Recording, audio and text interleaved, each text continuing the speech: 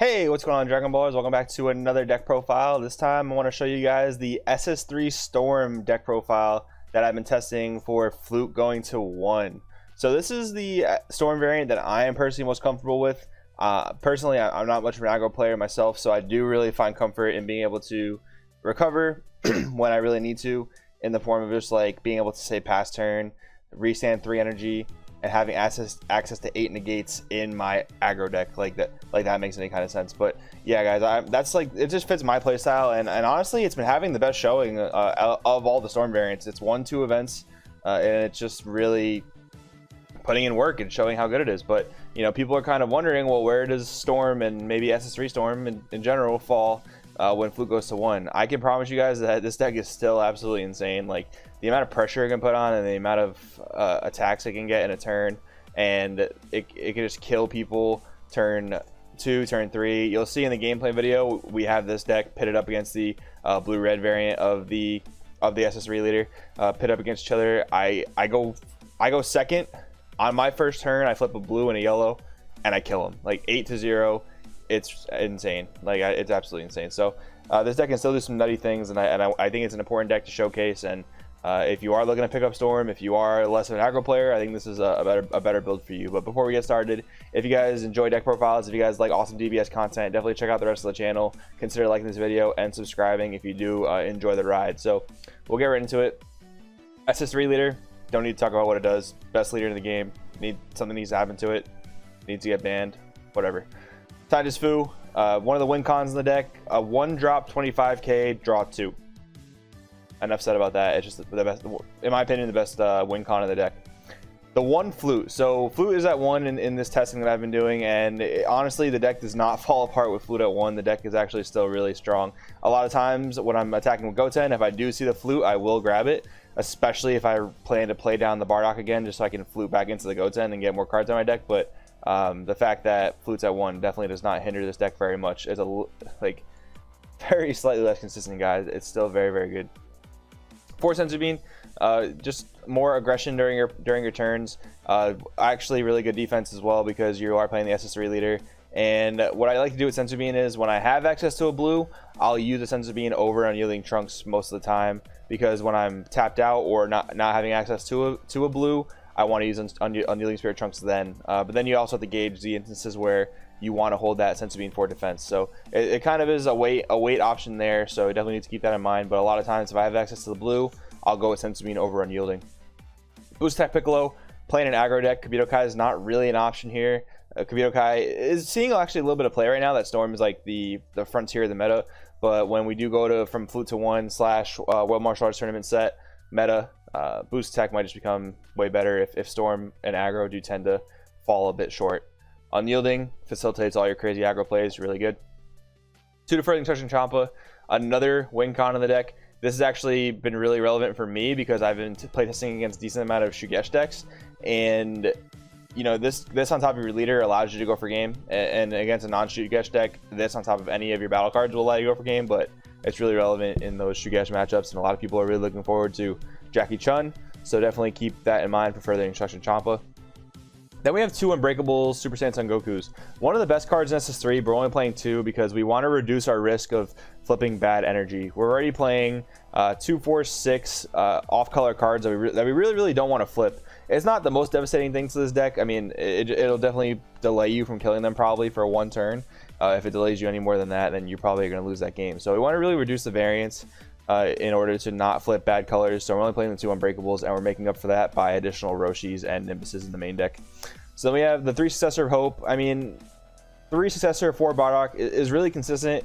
There are some games where you don't see the Bardock, and this deck is really reliant on seeing that Bardock and being able to awaken turn 1. If you don't awaken turn 1, you're very far behind, especially in the mirror match. So it is very important, but that 4 Successor sometimes can just clog, and you really don't want to go like super combo into a Successor or awaken. I guess awakening into Successor isn't the worst, but 3-4 has been fine for me. I can definitely see it being played at 4 though. Just wanted to make room for some other good cards. Then we have 4 Flying Nimbus. This card will let you stall out in the mirror match. Definitely need to play 4, especially in the Super Saiyan 3 deck version of the deck. Definitely need to play 4 Nimbus to survive. 2 battering laser. I see a lot of people playing 1, maybe less so in SS3 and more so in Hurrigarn, because Hurrigarn does draw more cards. But whether it's Hurrigarn or SS3 Storm, Nimbus is a really scary card, so you definitely want to have access to battering lasers. That's why I like 2. If you see more than 1 in the game, you just charge the other one. Not a huge issue. 4 Master Roshi.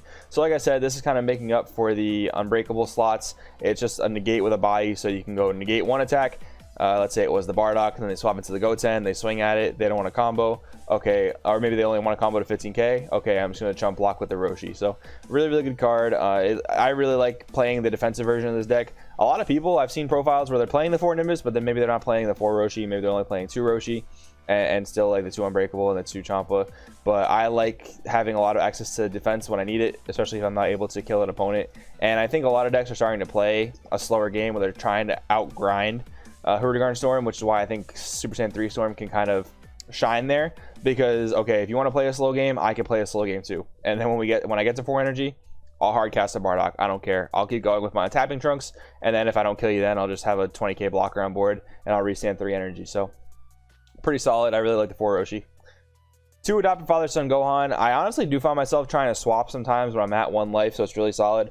There's also a lot of turns where I know that I can't turn on the kill switch, so I'll just play the Gohan to get a Goten on the board and not put myself below 4 life, because I know I'm not killing that turn. I just know it for a fact, and I don't want to put myself below 4 because then it's just easier for them to kill me on the clapback. So Gohan's good for that instance, and I actually will hard cast this to block sometimes, especially because you do get that 3 free energy at the end of the turn. So Grandpa Gohan's really solid utility, another target off successor. 2 Gin. This is decent in the mirror match. It's definitely a lot better when Flute goes to 1, because they can't just flute back your blockers. But I mean, we're playing a heavy defense, we're playing the Nimbus, we're playing the Master Roshi. If anything, this is another free attacker sometimes when you really need it to be. 4 Goten, insane.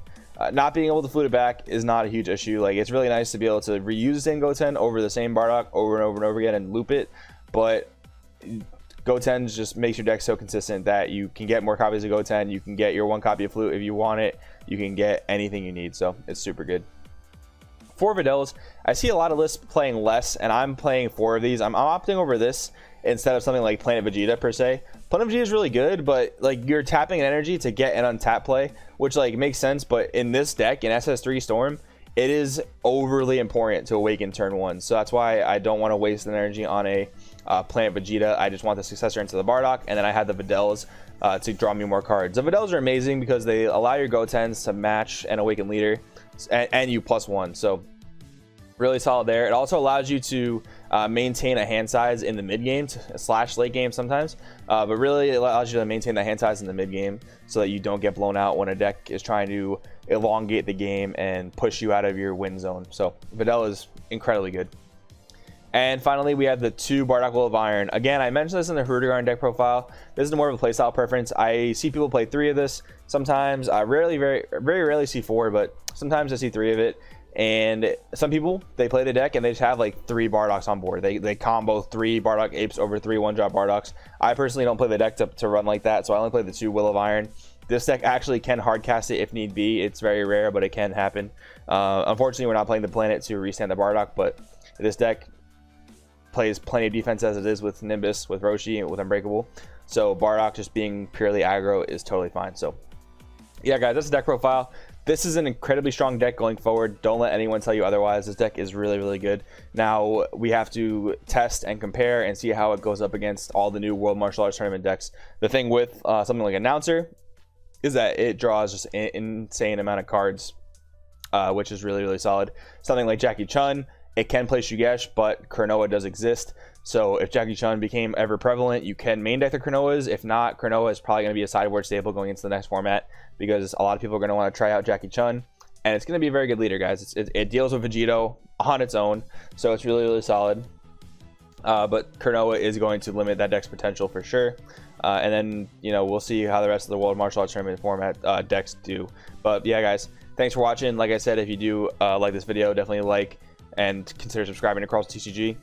Our Discord server is going to be down in the description below, so you guys can join that. We have a lot of players on there just talking about the game, talking about different decks. You can get advice from your decks from me and a couple of the other people associated with the channel. So definitely consider joining our Discord as well.